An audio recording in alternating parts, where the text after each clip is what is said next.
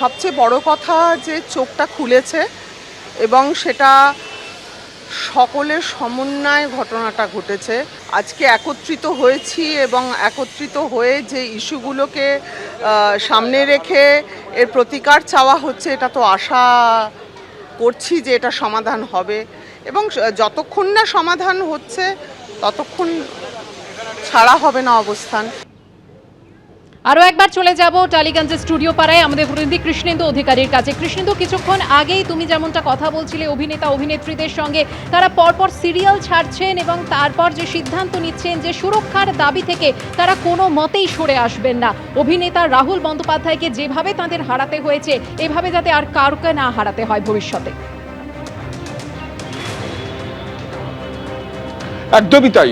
একদিকে আইনি পদক্ষেপ, অন্যদিকে একটা এসওপি তৈরি করা চলচ্চিত্রের কলাকুশলীদের তাদের নিরাপত্তার বিষয়ে, এবং পাশাপাশি যে প্রোডাকশন হাউসের বিরুদ্ধে ভুরি ভুরি অভিযোগ, পরস্পর বিরোধী মন্তব্য করে গোটা বিষয়টাকে গুলিয়ে দেওয়ার একটা অভিযোগ, সেই প্রোডাকশন হাউস ছেড়ে দেওয়া, সেখানে তার সিরিয়াল থেকে ছেড়ে দেওয়ার একটা প্রবণতা লক্ষ্য করা যাচ্ছে। অম্বরীশ ভট্টাচার্যের পর রেশমি সেন দুটো সিরিয়াল তারা ওই ম্যাজিক মোমেন্টসে ছেড়ে দেওয়ার সিদ্ধান্ত নিয়েছেন, তারা সেখানে অভিনয় করবেন না বলে স্পষ্ট জানিয়ে দিয়েছেন। অন্যদিকে আইনি পদক্ষেপ, সেটা আজকে মৃত্যুর 9 দিন পর সেই পুলিশি তদন্ত শুরু হয়েছে এবং সেই আইনি পদক্ষেপ স্বয়ং প্রিয়াঙ্কা সরকার করছেন, এবং সেই প্রিয়াঙ্কা সরকার আজকে 10টার পর এখানে উপস্থিত হয়েছেন, প্রসেনজিৎ চট্টোপাধ্যায় উপস্থিত হয়েছেন। তারা এসে একটা এসওপি তৈরির একটা পরিকল্পনা করছেন সব পক্ষকে নিয়ে। রাহুলের মৃত্যু একদিকে যেমন চোখ খুলে দিয়েছে, তেমনি সবাইকে একজোট করেছে। এখন দেখার সেই এসওপি তৈরি কতটা কার্যকরী হয় এবং কতটা প্রতিবাদের ভাষা দৃঢ় হয়। ধন্যবাদ কৃষ্ণেন্দু।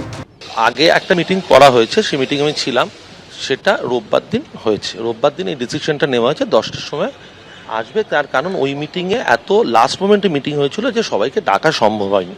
তা আজকে সমস্ত ফেডারেশনকে থেকে আরম্ভ করে আমাদের ফোরাম থেকে আরম্ভ করে সব কিছু একসঙ্গে আমাদেরকে ডাকা হয়েছে। এসওপি যেটা হবে সেটাও মোটামুটি একটা তৈরি আছে। মোস্ট হলে আজকে মিটিংয়ে সেটা পড়াও হবে। চ্যানেলগুলোকেও ডাকা হয়েছে, যে চ্যানেলে আমাদের কাজ হয়, ইম্পাও থাকবে। সমস্ত থেকে সবার সামনে ক্লিয়ারলি এসওপিটা ডিসকাস করা হবে এবং তাতে একটা নিশ্চয়ই আমরা কি ভাবছি, আমাদের এই মেম্বার্সটি আমরা কি ভাবছি, সেটার সম্বন্ধে একটা সম্যক ধারণা সবার হয়ে যাবে। এর পরের স্টেপটা কি হবে, ধর্মঘটটা চলবে কিনা, এইটা মেনে নেওয়া হচ্ছে কিনা, এটার জন্য কতটা সময় দরকার, সবটাই ওই আলোচনা থেকে উঠে আসবে। আমি এই হাউসটার সাথে আর মানসিকভাবে শিল্পী হিসেবে, মানুষ হিসেবে আমি আর কাজ করতে পারবো না। যেহেতু আমি ওনাদের কন্ট্রাক্টেড আর্টিস্ট নই, সেহেতু আমি অফিসিয়ালি কোনো চিঠি লিখে, কারণ কন্ট্রাক্ট থাকলে তো একটা বিচ অফ কন্ট্রাক্ট হয়, তো আমি যেহেতু পার ডে আর্টিস্ট, আমি ভেরি সেকেন্ড ডেতে আমার জাস্টিস চাই। এটা আমি ঋদ্ধির সোশ্যাল মিডিয়া মারফত জানিয়ে দিয়েছিলাম এবং আমার আর্টিস্ট ফোরামের যারা সিনিয়র আছেন, বুম্বাদা আছেন, রঞ্জিতদা আছেন, এবং সবার সামনে, ইসি কমিটির সামনে আমি জানিয়ে দিয়েছিলাম যে আমি এনাদের হাউসের সাথে আর কাজ করতে পারব। আপনি কটা সিরিয়ালে কাজ করতেন? আমি এর আগে জল থই থই ভালোবাসা করেছি, তারপরে রসনাই করেছি, তারপরে 1.5 বছর হলো চিরসখা করছি, বলে বাবার সেকেন্ড সিজনটা করছি। রাহুলের শাশুড়ি হতাম আমি। এবিপি আনন্দ, এগিয়ে থাকে, এগিয়ে রাখে।